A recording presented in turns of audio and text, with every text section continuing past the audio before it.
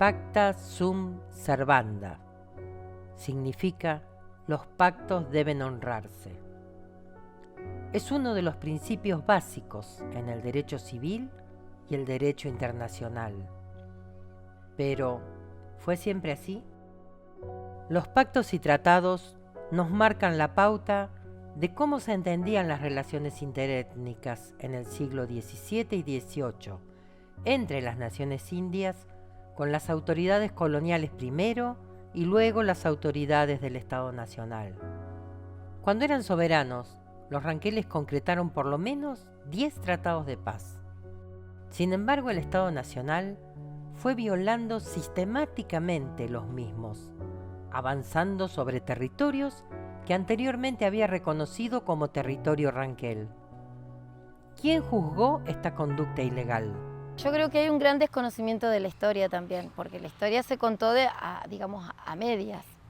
Si vos recorres hacia atrás la historia, antes de que, se lograra la Constitución, la primera Constitución Nacional, la relación que el pueblo ranquel tenía con el Estado argentino era, si se quiere, con una buena diplomacia, al punto de tener hasta en claro cómo defender la soberanía nacional. Los ranqueles no eran un pueblo bélico que buscaba todo el tiempo el enfrentamiento con el Estado argentino. Al contrario, en cierto momento hubo en esa diplomacia política que se empezaba a generar en el incipiente Estado argentino, una buena voluntad de convivencia. Esto que se visibilizaba en los tratados de paz, que de alguna manera buscaba dialogar entre distintas culturas, se rompió por completo cuando sucede el hecho de lo que se llamó conquista del desierto. Y aquí algo muy importante que se desconoce.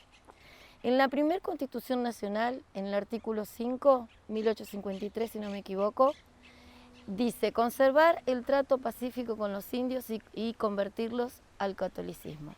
Cuando en un artículo se describe conservar el trato pacífico con los indios, se les está otorgando identidad y reconociéndolos como seres humanos. 1878, muchos años después, sucede lo de la conquista que se llamó conquista del desierto, mal llamada.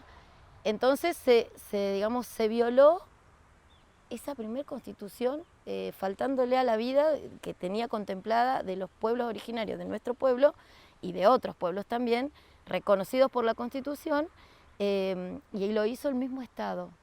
Los ranqueles, cuando eran soberanos, especialmente desde fines del siglo XVIII, a partir de ese tratado efectuado con el Marqués de Sobremonte en 1796 hasta 1878, firman muchos tratados, pero que a veces lo hacen al final con el gobierno nacional.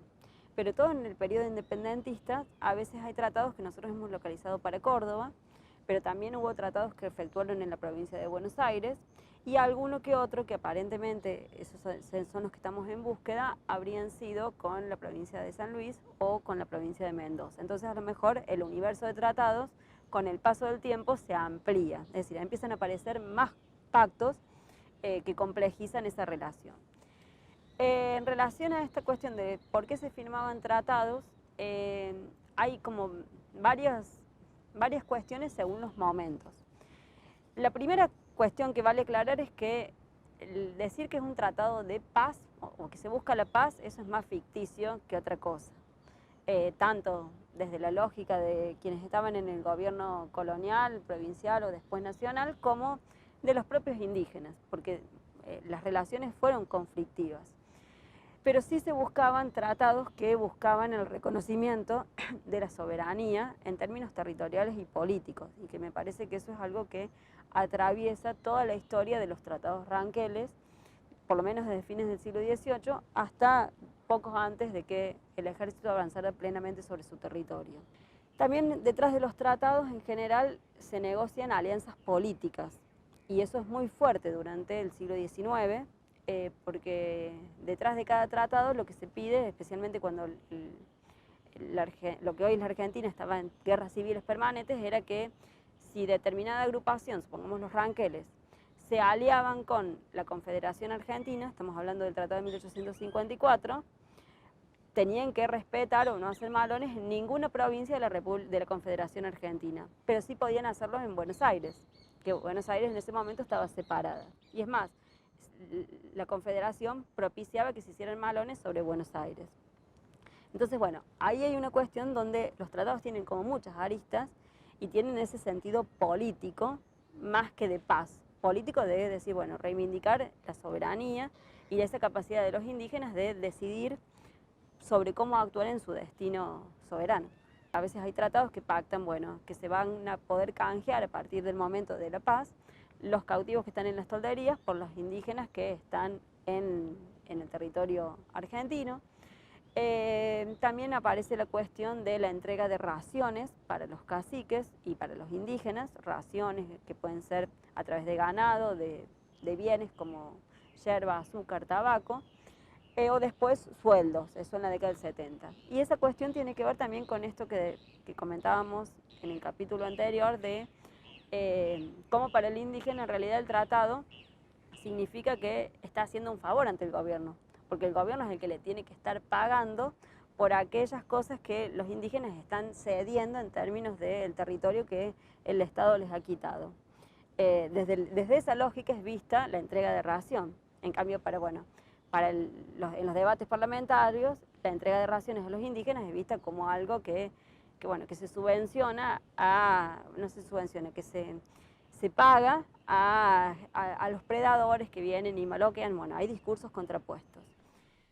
Además del reconocimiento del territorio, también se reconocía implícitamente la preexistencia a los gobiernos criollos y posteriormente al Estado Nacional. ¿Qué es ser preexistente? Es estar antes de. Las naciones indias son preexistentes al Estado Nacional. En el caso del pueblo ranquel, este es preexistente al Estado Nacional en el territorio ancestral, que está justamente avalados por los numerosos pactos y tratados firmados desde las primeras interacciones coloniales hasta el último tratado.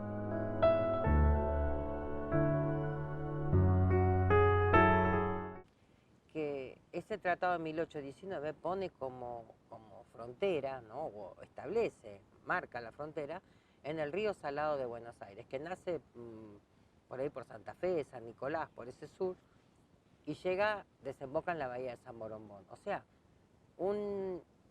casi que la totalidad o el 80% de la provincia de Buenos Aires queda determinada con ese tratado. ¿Por qué el gobierno firma ese tratado con los ranqueles? Bueno, la cuestión tiene que ver con cómo ese movimiento de los realistas o esas alianzas y contraalianzas también inciden en esto de por qué firmar ese tratado. En realidad ese tratado duró poco, pero sí pone de manifiesto, o es interesante cuando uno lo mira en la larga duración, porque sería como uno de los, entre comillas, primeros tratados que los ranqueles firman con los gobiernos, con gobiernos de tipo independentistas. Si bien en 1815 habían realizado uno con el gobernador de Córdoba, que ya era en el marco del proceso independentista, ese tratado que se hace en Córdoba en realidad renueva el Tratado de Sobremonte. Entonces tiene la lógica más colonial de reconocimiento de la territorialidad tal como estaba en el siglo XVIII. En cambio, el Tratado de 1819 marca esta idea o la perspectiva de los gobiernos patrios, criollos, de que en realidad los indígenas son hermanos entre comillas, y por lo tanto tienen que formar parte del mismo pueblo y que con el tiempo, mucho o poco, pero se tienen que integrar y formar una nueva nación, que no es la lógica colonial, porque la colonia los miraba como una cosa distinta, en términos buenos o malos, pero en definitiva podía reconocerles la autonomía. Cuando lo vemos desde los gobiernos independentistas en adelante, está esta perspectiva de que, bueno, sí o sí, los indígenas tienen que incorporarse al proyecto de futura nación argentina. Bueno, tiene muchas aristas ese tratado, pero una de ellas tiene que ver con el momento en que en Chile se inicia lo que se conoce como la guerra a muerte, que es el éxodo de muchos realistas al territorio de La Pampa, que van generando alianzas con caciques de distintos tramos de la cordillera, pehuenches, y después con ranqueles. Y entonces en ese sentido, para el gobierno de Buenos Aires, bueno, era fundamental evitar que los realistas se les metieran desde las pampas, que es lo que vos decís. Entonces ese tratado justamente lo que buscaba era evitar ese tipo de alianza, entonces que se aliaran con los criollos que estaban llevando adelante ese proceso independentista y por el contrario que se distanciaran de los realistas. Pero también ese tratado que vos traes a colación tiene el tema de la tierra, o por lo menos la cuestión de la intención de los gobernantes en ese momento de Buenos Aires de avanzar hasta el río Salado, la frontera de ese entonces, y entonces ahí lo que se está disputando es el territorio indígena.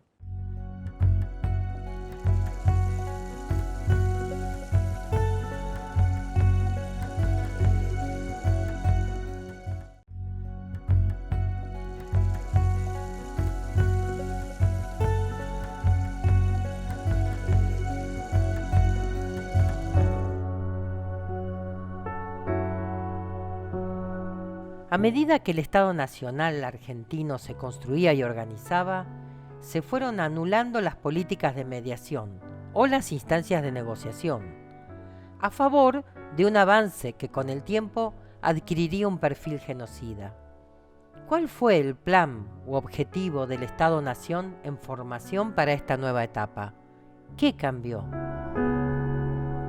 Siempre que me preguntan por qué los indígenas hacían malones, yo me pregunto por qué se plantea que el originario iba a abordar un espacio cuando en realidad había sido invadido.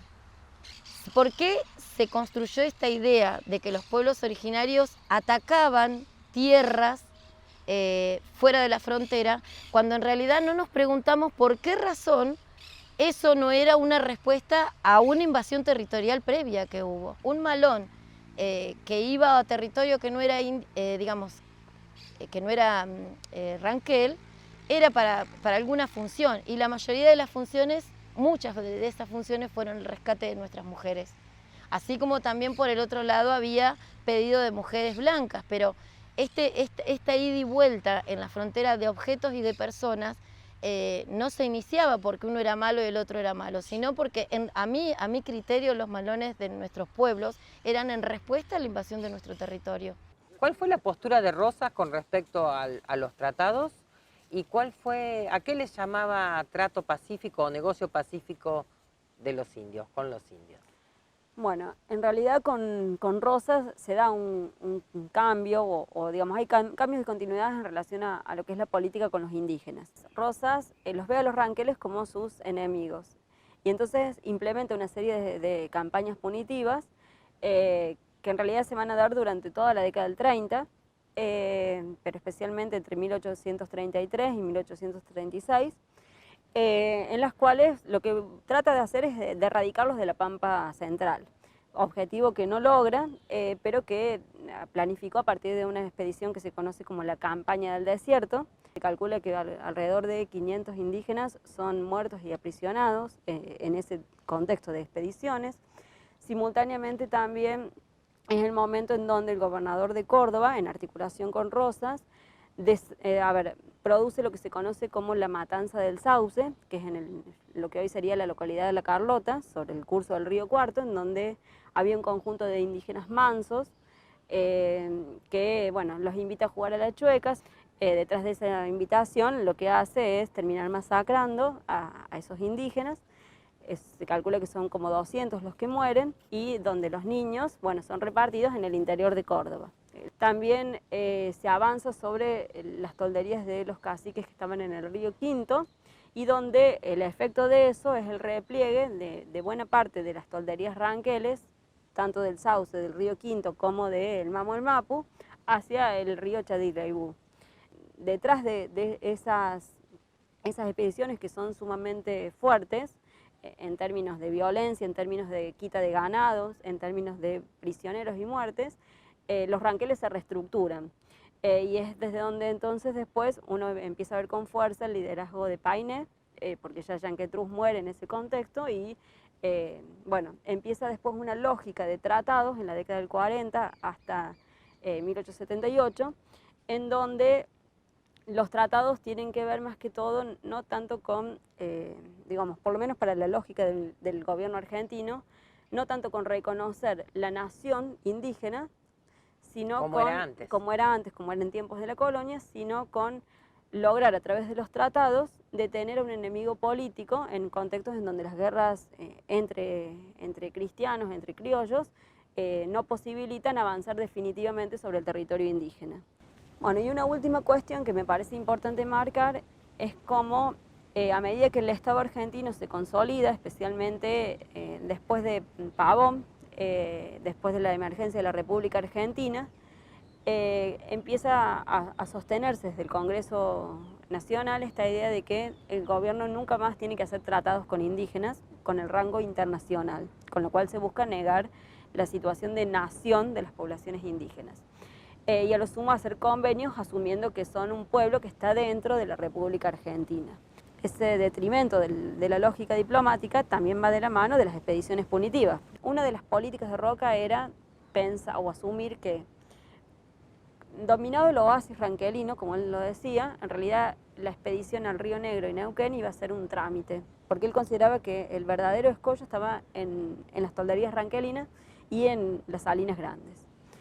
Entonces, a los ranqueles les permite negociar como una forma de ganar tiempo, hasta que el Congreso sancionara la ley que lo habilitaba a avanzar, y simultáneamente ver si lograban que los caciques Baigorrita y Epumer se sometieran voluntariamente, que esa había sido la política durante toda la década del 70, ofreciéndoles tierra, ganado, bueno, cosas que después nunca se dieron. Bueno, después en los hechos el tratado se guardó, porque lo que predominó fue un avance más de tipo violento, y donde también hubo por detrás, digamos, la lógica de otra estrategia militar, que es la de la cooptación de grupos ranqueles dentro del ejército. O sea, era un plan siniestramente preparado para... El plan estuvo pensado, por lo menos escrito, 20 días antes de lo que sucediera. Y es más, en la carta esa Rudencindo Roca le dice, bueno, si no funciona todo esto, y diremos que fue un error, de una mala interpretación mía de la autoridad, y entonces todo seguirá como antes, el tratado seguirá vigente, las raciones se seguirán dando, y otro jefe con más estrella logrará su cometido, como diciendo avanzar sobre los indígenas. Estaba planificado. El punto así conocido se conoce como la matanza de Pozo de Coadril, que se da en octubre de 1878, y que en términos de acontecimientos, ¿qué es? Es el momento en que las comisiones de Baigorrita y de Namuncurá, que Namuncurá estaba negociando la paz a través de la frontera puntana, se acercaban a buscar las raciones por el tratado que se había hecho 2 meses antes. Bueno, son directamente subordinadas y quedan bajo la decisión del comandante de la frontera en ese momento. Pero cuando llegan la comitiva a buscar raciones de Epumer, bueno, la comitiva no acepta rendirse voluntariamente, y entonces ahí se produce teóricamente un enfrentamiento, pero en realidad era una emboscada. Nuestro pueblo durante todo el proceso de invasión territorial sufrió un absoluto desmembramiento, ¿no?, de las familias. Entonces el destino de la mayoría de las mujeres y de los niños fue el secuestro, el abuso, la reducción a la servidumbre, la esclavitud, ¿no? El rol de la mujer en el mundo indígena siempre fue de privilegio, porque se asoció toda la parte femenina a la madre tierra, ¿verdad? ¿Qué cambia cuando sucede esto de lo que se llamó conquista del desierto y la mujer pasa a ser un objeto de intercambio, de producción de hijos, de subsistencia, digamos, de cohesión social, pero a su vez de silenciamiento, de un objeto que pasó de ser un sujeto a ser un objeto que fue utilizado de una manera muy violenta? Entonces la posición de la mujer cambió con la invasión territorial, pero nuestro rol, el rol que los pueblos indígenas le habíamos dado en preexistencia a la mujer, siempre fue un rol de privilegio, ¿no?, por asociar a la mujer a la fertilidad, a la naturaleza, a la procreación, a la espiritualidad, ¿no? No así era la mirada occidental. La mirada occidental miraba a la mujer india en desventaja hasta del hombre indio. Fíjate que los caciques, en todo momento que establecieron una relación con el Estado argentino, siempre fueron varones en su mayoría. Las pocas mujeres que sí tenían presencia y que tenían una trayectoria como Viviana García, tuvieron que luchar mucho para poder dialogar con el poder político de turno, ¿sí? Y eran mujeres que tenían una gran respuesta comunitaria, gente que las seguía, que, digamos, que eran reconocidas dentro de una comunidad. Sin embargo, para el Estado argentino la mujer tenía un rol de inferioridad con respecto al hombre indígena, ¿no? Entonces creo eso, que la relación fue cambiando. Yo lo dividiría en dos etapas. En la etapa previa a la invasión territorial, que era una mirada sobre la mujer, y una etapa posterior a la invasión territorial, donde a la mujer se le dio otra función, otro rol, y hasta se la vio de otra manera, ¿verdad? La preexistencia indígena en nuestro territorio y en todo el territorio argentino no data de un siglo ni dos. Entonces Argentina tiene que poder en algún momento devolver, reparar históricamente y visibilizarlo en todas sus políticas, de alguna manera como para poder caminar juntos con una inclusión real, o sea, con una convivencia de paz real con los pueblos originarios. Hasta que no se replantee la situación de la preexistencia, que está reconocida también en nuestra Constitución Nacional, pero que no se visibiliza del todo en las políticas que se desarrollan para los pueblos originarios en su esplendor, ¿no? No digo que no existan, pero con las necesidades reales que tenemos del territorio de las comunidades, todavía no se ha reparado históricamente en absoluto la situación indígena, la cuestión indígena en Argentina, y menos en La Pampa. Es todo un proceso y un caminar, pero bueno, el Estado tiene mucho por hacer, debería ser protagonista de este revisionismo histórico, porque las comunidades estamos de pie, los pueblos, ya somos pueblos y reconocidos como pueblos, y estamos también activos, estamos pidiendo nuestros derechos, estamos educando nuestras generaciones y fundamentando históricamente como, digamos, cómo deberían ser esta nueva relación de construcción con el Estado, esta nueva diplomacia, esta nueva política de relación con el Estado argentino. Además, lo que el pueblo ranquel reclama es el derecho a una reparación por los crímenes cometidos por el Estado argentino, que nos permita hoy en día reorganizarnos, fortalecernos según nuestra identidad en territorios comunitarios.